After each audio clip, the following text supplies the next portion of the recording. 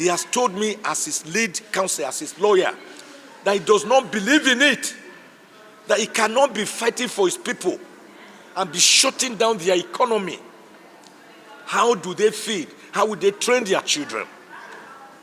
Many a time he cried to me in my presence that he wants to be released so that he can hold a world press conference and address the Igbos and the Ala Igbos and the entire world to say, don't stay at home on Mondays, go about your normal duties, work.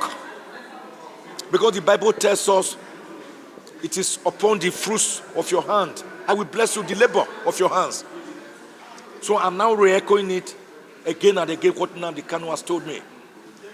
He does not believe in that sit at home on Mondays, which cripples the social, economic, cultural, political life of the people, putting them under psychological, mental structure and torture.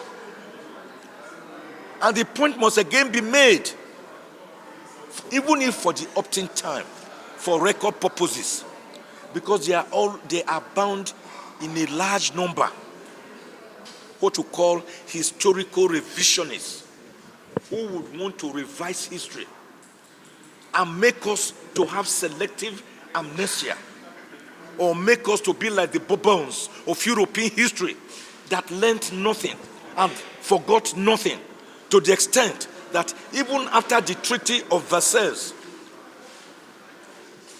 in 1918, during the end of the First World War, leading to the enactment of the League of Nations,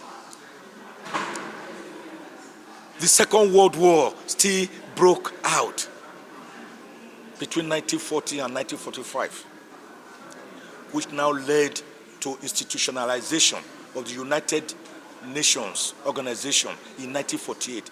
Thanks for checking out SYMFONI on YouTube. Please be sure to subscribe and like our videos for updates.